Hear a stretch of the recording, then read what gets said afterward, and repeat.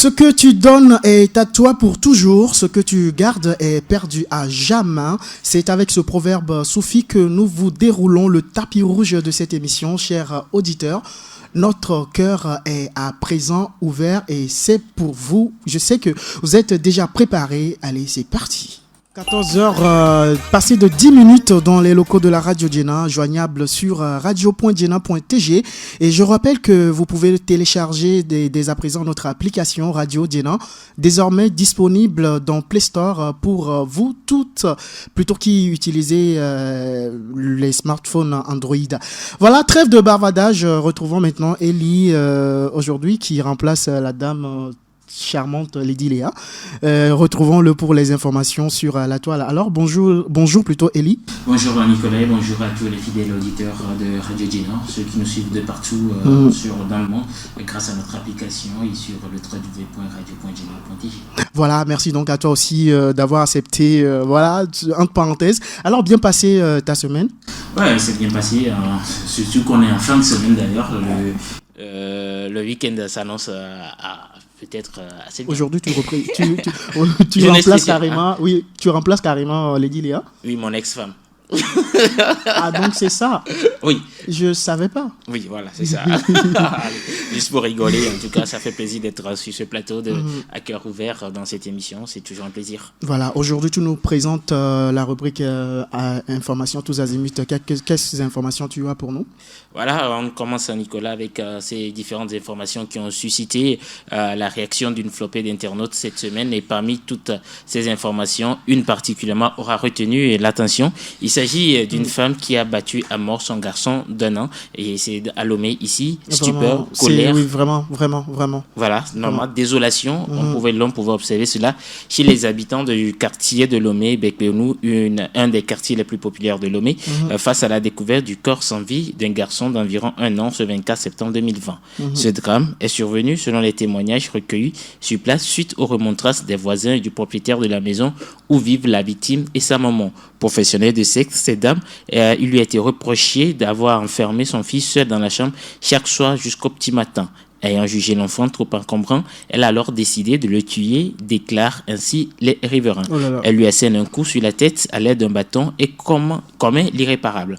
La mère attendra la tombée de la nuit pour se débarrasser du corps du petit garçon dans un puisard, relatent les témoins. Des arguments que retorque la mère de la victime et en même temps auteur du crime au micro de nos confrères d'une radio. Je cite, « J'ai acheté du boule de pâte de maïs, à l'enfant ce qu'il a refusé de manger et a préféré son assiette. C'est en voulant le corriger que je lui ai maladroitement frappé sur la nuque et il en est décédé. Prise de peur, je l'ai jeté dans le puisard et le corps est remonté à la surface de l'eau le 3e jour, se justifie la meurtrière. Le corps sans vie du garçon sera découvert 3 jours plus tard par des jeunes du quartier qui jouent au ballon à quelques mètres du lieu du crime. Espérons que la justice togolaise et les organisations de défense des droits de l'enfant feront le nécessaire pour que cette mère soit punie conformément aux sanctions prévues par la loi togolaise face aux auteurs d'infanticide. Et la Radio Djena soutient pleinement cette action de poursuivre la femme parce que nous sommes une radio qui défend les droits de l'enfant. Effectivement. On continue donc pour la deuxième information que tu auras pour nous. Et ça, nous allons au Mali, à Bamako, avec l'affaire Sidiki Diabaté, qui est l'un des artistes maliens les plus connus à travers le monde. Sidiki Diabaté, âgé de 27 ans, est issu, vous le savez, d'une longue lignée de musiciens et interprètes. Et depuis lundi, il est gardé en vue à Bamako. Il est accusé d'avoir frappé et séquestré sa compagne. L'affaire a éclaté il y a seulement quelques jours sur le réseau social Instagram. Mariam So, une guinéo-malienne présentée comme influenceuse, y dévoile plusieurs parties de son corps couvertes d'hématomes. Son récit est glaçant. Les clichés remonte à l'an dernier. La jeune femme a été frappée à coups de poing, de ceinture, de cravache ou encore de rallonge électrique. Mamacita, c'est son surnom, rapporte avoir été séquestrée pendant 2 mois, le temps que les marques disparaissent. Surveillée par un garde du corps de la vedette, elle aura réussi à s'évader et c'est l'une de ses amies qui va publier les photos sur Instagram avant que Mariam So même ne confirme qu'il s'agit bien d'elle. Interrogée à la télévision guinéenne, Mamacita précise avoir subi pire que ça au cours de la relation avec l'artiste. Selon le site malien Actu, cette relation aura duré entre 6 et 7 ans. Waouh, avec des coups en plus. Ouais. La sanction du milieu musical n'a pas tardé pour autant à tomber. L'artiste a été retiré de la nomination du prix international de la musique. Et c'est normal. Décalé. Oui. Ça, c'est tout à fait normal. Oui. L'African Music Magazine Award Afrima, qui est également une compétition, l'a retiré. Et la sanction la plus lourde vient probablement de Universal Music, où est produit souvent les musiques de Sidiki Diabaté. Universal Music renonce à l'accompagner désormais. Et puis, pour sa part, Sidiki Diabaté, il a été arrêté par la brigade d'intervention judiciaire et déposé en prison à Bamako depuis le 24 septembre en attendant la date de son jugement qui n'est pas pour l'instant précisé. Et puis, voilà, je crois que quand il y a un coup d'État au Mali, ça ne veut pas dire que tout est permis de taper. Oui, effectivement. Voilà. Je ne comprends pas pourquoi les hommes, ou bien en général, l'homme en général agit comme ça envers la femme. La personne que tu prétends aimer, tu portes des coups envers cette personne. Je sais pas, c'est une domination, c'est une société patriarcale peut-être qui veut ça, beaucoup plus en Afrique, mais de l'autre côté, je vais me poser la question de savoir pourquoi est-ce que les femmes préfèrent rester avec les hommes qui sont des stars mais qui les battent. Voilà l'autre incongruité de la chose. On te tape mais tu restes parce que c'est une star. Non, en fait c'est là. En tout cas, je ne vais pas parler à leur place. On continue donc avec notre dernière information. Cette fois-ci, je pense que c'est une bonne nouvelle, je crois. Ah oui, ça fait rire, mais c'est une bonne nouvelle pour un village au Royaume-Uni. Oui. Grâce à l'intervention des ingénieurs spécialisés, les habitants d'Herbert Sohan ont enfin compris pourquoi ils étaient régulièrement privés d'Internet depuis 18 mois. Tous les foyers de ce village perdaient systématiquement leur connexion Internet à partir de 7 heures du matin. Ah bon? Plusieurs solutions ont été mises en place pour remédier à ce problème. En vain, a rapporté la BBC. Le phénomène avait en fait pour origine le poste de télévision d'un de ses résidents. Vous imaginez une télévision qui bloque l'accès Internet. Hein? C'est une télévision plutôt qui vient des... C'est d'occasion, peut-être ça vient du Togo, qui sait. L'appareil émettait des interférences à partir de 7 heures du matin. Oui. Lorsque la télévision est allumée, ça interfère avec la connexion Internet dans la commune. Mais c'est normal, c'est bien, du genre, lorsque je me lève le matin, j'ai bien envie de foutre le bordel dans la vie des gens voilà. J'allume ma télé et puis voilà, la connexion elle est justement c'est une seule télévision, c'est pour quelqu'un et la personne même ne savait pas que c'était sa télévision qui causait ce problème, mais heureusement ça a été fait malgré le fait que d'ailleurs le fournisseur internet a chargé les câbles a fait des choses. Il a fallu traquer cette personne avec une interférence un matin à 7h pour pouvoir permettre à ses habitants de ce village là de bénéficier aisément de leur connexion internet. Voilà, ça sera tout pour aujourd'hui en termes d'infos tous azimuts à Nicolas. Bon, premièrement, on a parlé donc de cette nouvelle plutôt. Oui, l'infanticide qui a eu lieu à Lomé, avec Benou, une prostituée a tué son enfant en voulant le battre. Et puis la seconde, c'est Sidiki Diabaté, désormais en prison et lâché par les promoteurs culturels. Et puis pour finir, ce problème de connexion causé par une télévision au Royaume-Uni. Voilà. Merci donc à toi, Elie, pour tes précieuses informations d'ici et d'ailleurs. Fidèle auditrice, c'est avec cœur ouvert que nous vous présentons plutôt notre premier invité du jour. Je ne sais pas qui c'est, mais elle sera juste des nôtres dans très peu de temps, juste après ceci.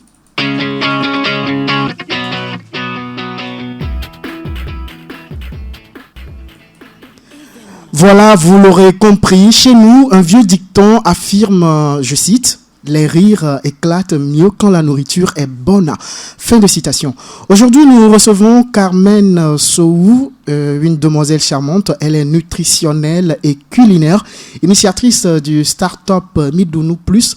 Il est dans le domaine culinaire. Bonjour et bienvenue à Cœur Ouvert, Dame Carmen, si vous permettez. Bonjour Nicolas. Bonjour chers auditeurs et auditrices. Bonjour Elie. Bonjour à tous. Alors, ça va? Ça va. Ravi d'être là aujourd'hui. Ok, c'est un réel plaisir pour nous aussi de t'avoir. M'avoir en face, c'est bien être ravi. Elie, je ne te comprends pas. Hein. Ça va là? Tout va bien? Oui, tout va bien. Je suis bien inspiré lorsque Carmen est en face de moi. Voilà, Carmen. Voilà.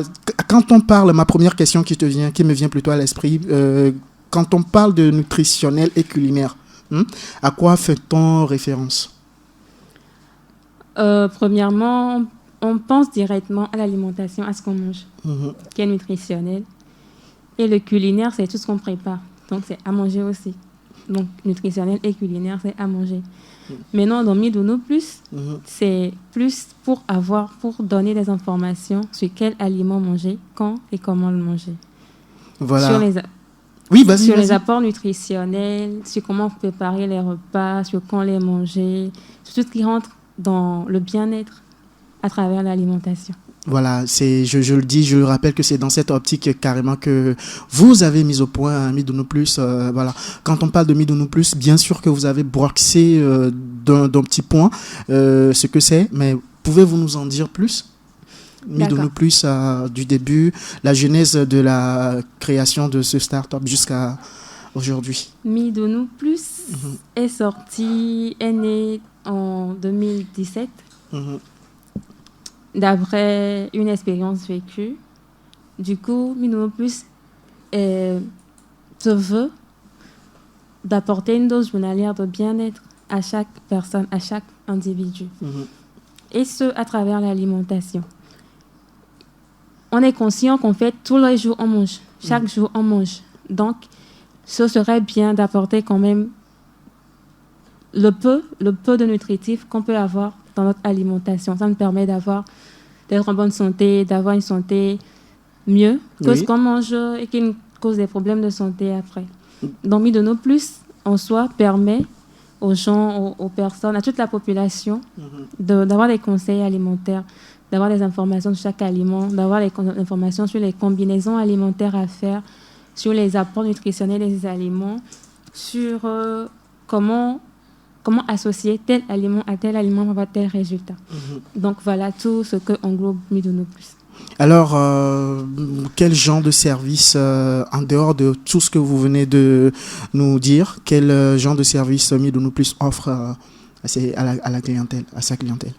Premièrement, on fait des conseils alimentaires à travers les recettes que nous proposons aux gens, à nos clients. Ensuite, on fait les accompagnements avec des recettes et bien plus parce qu'il y a deux types d'abonnements chez nous. Il y a les abonnements qui sont plus complets, qui font en compte le mode de vie de la personne, ne partant pas seulement de l'alimentation, mais du mode de vie complet de la personne. De quand il mange, de comment il mange, de ses heures de travail, de comment il se couche, de tout ce qui va avec. Et il y a un autre abonnement qui prend juste en compte les recettes. Et on fait des formations, on donne des informations au travers de notre site, de la page Facebook, de la page Instagram, sur les aliments, comment les manger, de leurs bienfaits et tout ce qui va avec. Alors moi j'ai une petite question. Étant jeune, je le dis, je me lève le matin, c'est me lever puis aller au boulot très rapidement. Ce que je trouve, moi je mange à quelle heure de la journée? Moi, je bouffe. Il suffit juste que j'ai faim. Est-ce que c'est bon comme ça, selon une conseillère? Il est quand même conseillé de manger à sa faim. De ne pas manger quand on n'a pas faim. C'est-à-dire que quand on n'a pas faim, de ne pas se forcer à manger. Même si on dit qu'il est midi et qu'il est l'heure de manger, si on n'a pas faim, on n'est pas bien de manger. Ah bon? Maintenant, en fait, c'est un truc assez compliqué. Il faut connaître la personne. Oui. Et nous qui aimons manger. C'est-à-dire quand nous trouvons bien manger. Parce que là, si tout de suite il y a Midounou Plus qui a déposé quelque chose, je viens de manger à midi, mais je vais manger encore. C'est du grignotage. Ce n'est pas vraiment manger. Je mange. En soi. C'est manger en soi, en bonne quantité, en dose adulte. C'est pas conseillé, mais si c'est une fois en passant, d'accord, c'est acceptable. Voilà. Mais non, si on se réveille le matin et qu'on mange n'importe quoi, ça dépend aussi. Si on est habitué à manger du n'importe n'importe quand, le matin. Attention. C'est à des heures s'il vous plaît, vous permettez d'abord. Et vous mettez quoi dans n'importe quoi? J'ai bien envie de savoir. Genre, pas un truc précis en fait. On mange ce qu'on trouve, n'importe quoi qu'on trouve. Pas n'importe quoi dans le sens c'est du n'importe quoi, ça ne vaut rien et tout. Mais genre n'importe quoi parce qu'on n'a pas prévu manger ça, mais on a trouvé, on a mangé. Voilà. Ok, c'est compris? Donc, c'est-à-dire, si tu te lèves le matin à 6 heures, tu bois du gari, c'est n'importe quoi, par exemple. C'est du n'importe quoi, par exemple. Et à c'est du n'importe quoi dans le sens où c'était pas prévu. Et le site web, c'est midounoplus.net. midounoplus.net. On va rappeler tout juste ça très rapidement. Le numéro, c'est le 92 18 38 51. Et vous présente sur les réseaux sociaux, les médias sociaux, Facebook. Midounou Plus. Oui. Voilà. Midounou, comme on l'attend, plus à la fin. Sur Instagram, c'est pareil. Et votre site internet, qui est, s'il vous plaît, le midounoplus.net. midounoplus.net. Alors, un dernier mot. Un dernier mot à tous nos auditeurs et auditrices, c'est quand même d'avoir un œil sur leur alimentation parce que notre santé en dépend. Voilà. Entre-temps, est-ce que si j'ai faim, je peux passer des commandes sur Midounou Plus? Bien sûr, c'est possible. On est même sur Deliveroo. Vous pouvez faire des commandes via Deliveroo. Non, mais je peux faire commande auprès de Carmen. Oui, bien sûr. Directement sur le numéro qu'on a donné aussi. Ok, voilà. Merci donc à vous, Carmen Sohou, nutritionnelle et culinaire, initiatrice de Startup Midounou Plus, et qui a pour donc devise un équilibre de vie, un bien-être pour tous, n'est-ce pas? Voilà, exactement. Voilà, vous pouvez donc la retrouver sur le 92 18 38 51 ou sur les médias sociaux, Facebook, Instagram, sous le profil Midounou Plus ou encore sur son site internet midounoplus.net. Une petite pause musicale et on revient tout à l'heure avec Ellie et son invité.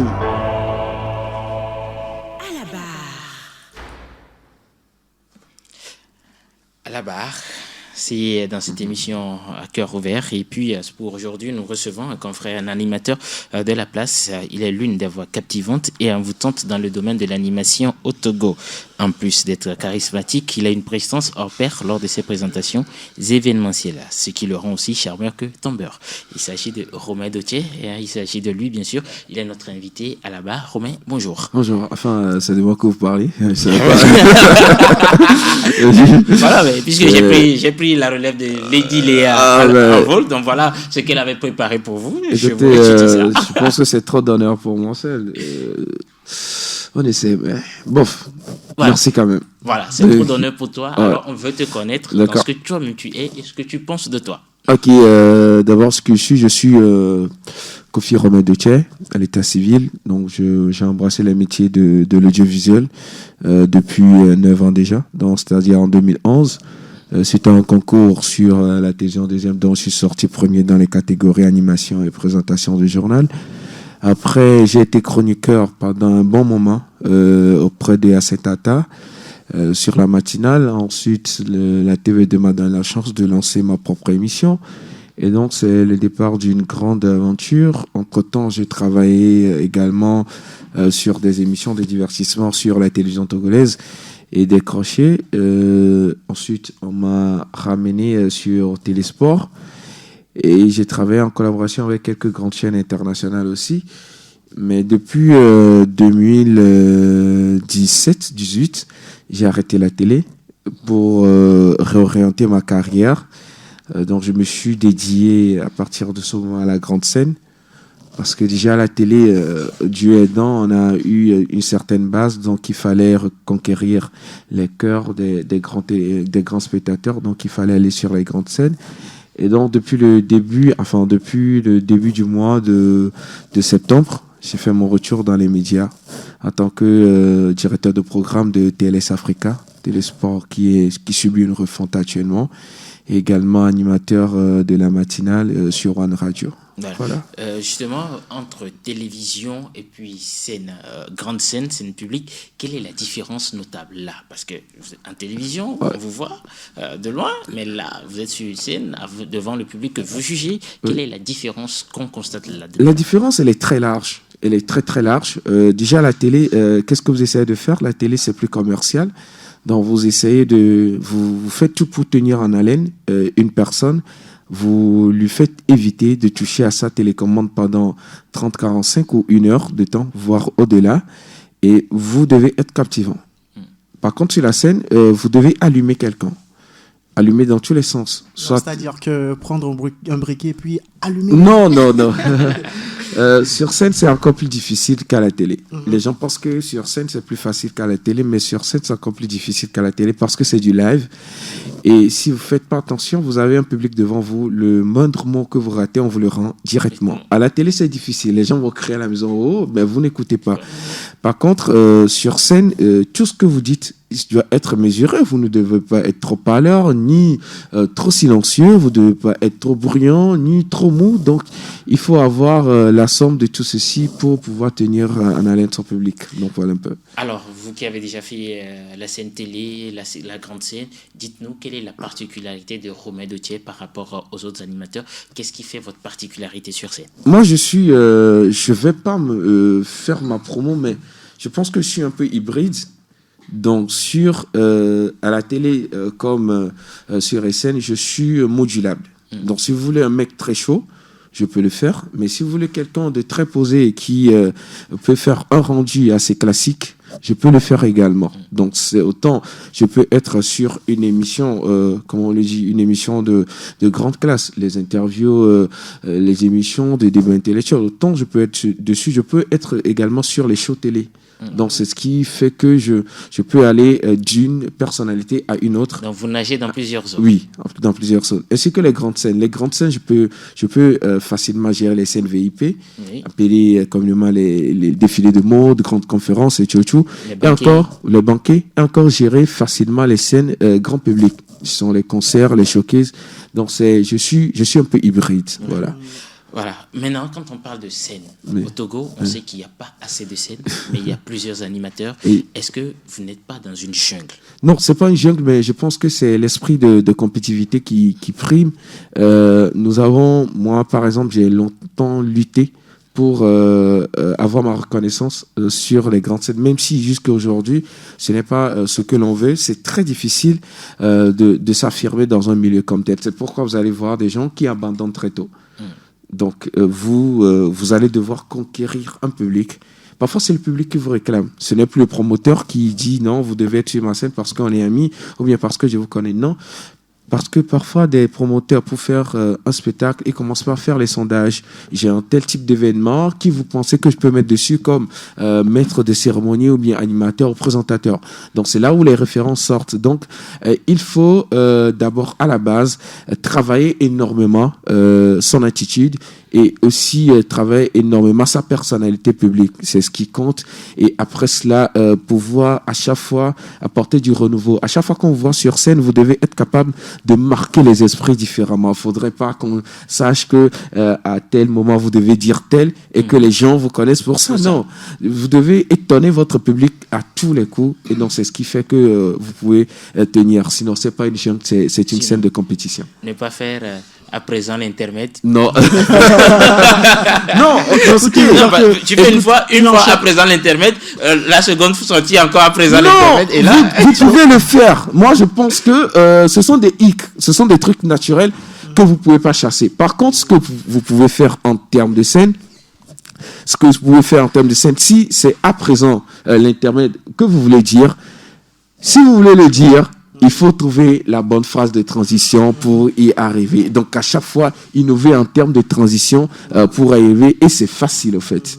Voilà. Ok, aujourd'hui, on sait bien sûr qu'il y a beaucoup de personnes qui sont dans le domaine et surtout aussi des artistes. Voilà. Quelle différence y a-t-il entre animateur et un artiste? Je veux parler au sens d'être désiré par le public. Oui, vous savez, c'est l'animateur qui fait l'artiste. L'artiste aura beau être ce qu'il est. Si moi, je prends un artiste aujourd'hui et que je suis sur scène, et même s'il marche n'importe comment, si je veux le tuer, je peux venir dire voici tel, et puis je repars. Mais si je prends un artiste, ce que je veux annoncer, et que je prends le temps d'allumer le public, même s'il n'est pas bon, la manière d'allumer mon public avant que l'artiste ne monte sur scène, vous savez, le public va forcément kiffer. Voilà, donc c'est l'animateur qui fait l'artiste, en fait. Ils ne sont pas complémentaires. La bonne nouvelle, c'est que sans l'artiste, l'animateur continuera de travailler. Mais sans l'animateur, ce sera difficile pour l'artiste de pouvoir tenir. Voilà. Je l'ai mise à l'aise. Maintenant, nous allons passer à la barre. La barre,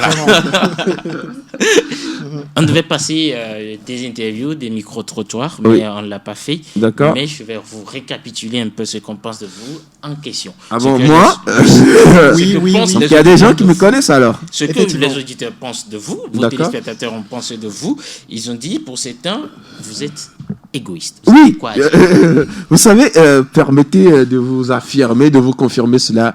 Vous êtes égoïste? Non, les gens pensent que je suis égoïste. Ah, ok, je pensais et je pense que vous êtes égoïste. Et je pense que c'est légitime, oui. D'accord? Vous savez, quand on est une personnalité publique, quand vous arrivez à un haut niveau, il y a des choses qu'on ne fait pas. Vous ne pouvez pas vous mêler avec n'importe qui. Vous ne pouvez pas être dans toutes les danses. Vous ne pouvez pas vous retrouver partout parce que c'est un prestige. Et si vous ne faites pas attention, si vous perdez le prestige, vous perdez ainsi l'estime du public et vous n'êtes plus rien. Donc moi, que les gens disent que je suis égoïste, oui, ils doivent le dire parce que je ne suis pas souvent ami avec tout le monde. C'est pas que je suis supérieur à quelqu'un, mais mon métier l'impose. J'ai un code de vie que je dois respecter. Je suis très light. Pour ceux qui sont dans ma vie, parfois ils s'étonnent de ce que je suis dans la vie réelle. Je suis hyper light et hyper abordable. Mais je peux pas non plus sourire à tout ce que je rencontre dans la rue. Et si vous me rencontrez, permettez que je vous donne l'impression que je suis très important. Mais cela ne signifie pas que je suis égoïste. Non, je ne le suis pas. Oui, mais entre-temps, je crois que entre métier de présentateur et puis star, animateur et tout, il faut savoir joindre les deux bouts, être au juste milieu, parce que parfois celui qui vous voit, il dit c'est Romain et de la télé, je le connais, juste aller lui dire bonjour. Ouais. Mais non, parfois quand tu me rencontres et tu me dis non, c'est Romain, je te demande si tu veux prendre une photo. Qu'est-ce que tu veux? On le fait et puis moi je me casse. C'est juste que vous savez, les gens peuvent vous entraîner dans des choses que vous ne voulez pas. Et ces choses-là peuvent gâcher complètement votre vie. J'ai sacrifié beaucoup de choses pour construire ce que je suis en train de construire actuellement. Et donc, je ne m'attends pas à me mettre dans une histoire qui va me déboussoler, qui va me déboulonner complètement. Donc, j'évite les relations. On va vous dire, moi, tu ne me verras pas dans les fêtes comme on voit tout le monde. Tu ne me verras pas dans les clubs comme on voit quand tu me vois dans un club, je suis venu pour animer. Ou ça, je suis en rendez-vous. Quand tu me vois dans les surfaces, c'est que je suis en train de faire mes courses. Tu me verras peut-être chez la vendeuse à Imolou, mais cela ne veut pas dire qu'on est potes. J'ai le même besoin que tu vas manger à Imolou. Donc, cela ne veut pas dire qu'on est potes. Donc, c'est un peu ça.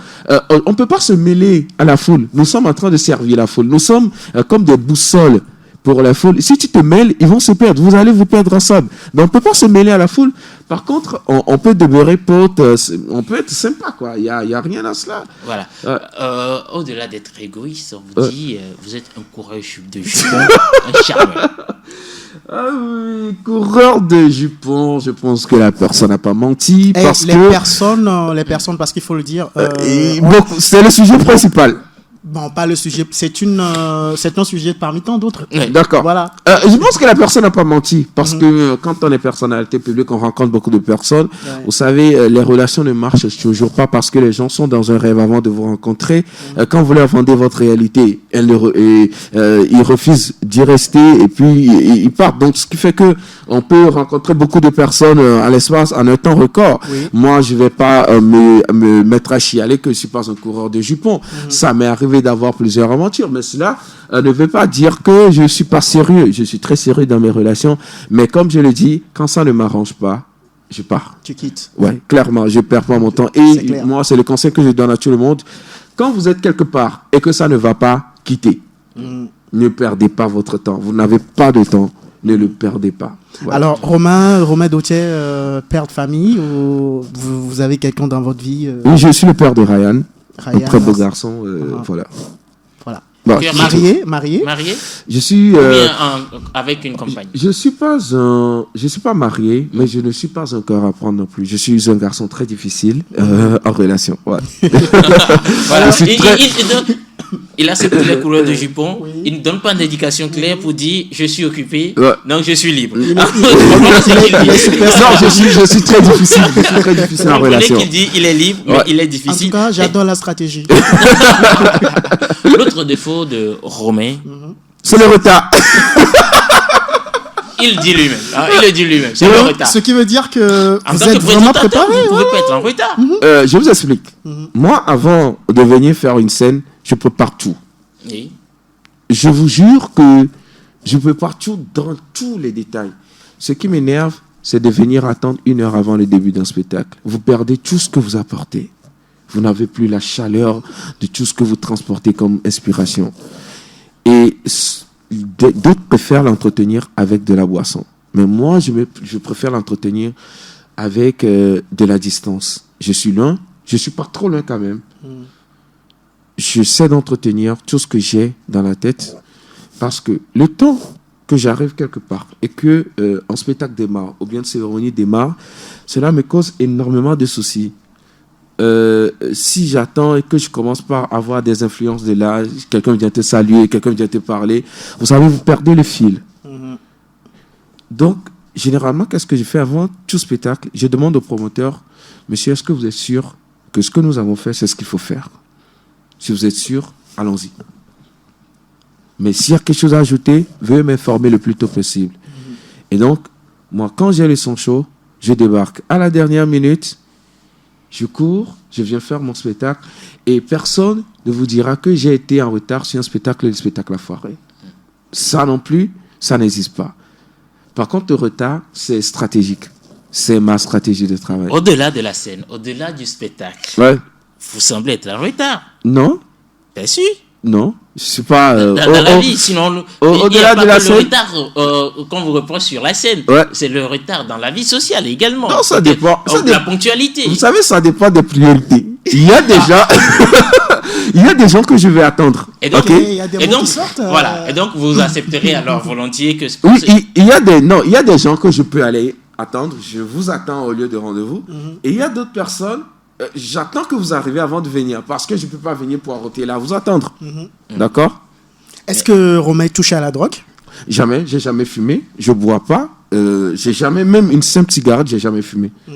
Mais je sais que les gens, j'ai écouté ça 1-2 fois parce que j'ai le son hyper chaud quand je suis sur scène, sur les grandes scènes. Donc beaucoup de personnes pensent que soit j'ai bu ou soit j'ai pris de la drogue, ce que je n'ai jamais fait. Je n'ai jamais fait. Je pense que le jour où je vais faire, je vais prendre la route. Alors, Je vais quelle devenir est la fou. relation que vous avez, Romain, avec les autres animateurs de la place? Et les relations sont au beau fixe. On n'est pas des potes-potes. Je vous l'ai dit, j'ai pas assez de potes. Mon cercle d'amis est très restreint. C'est juste 3 ou 4 personnes maxi.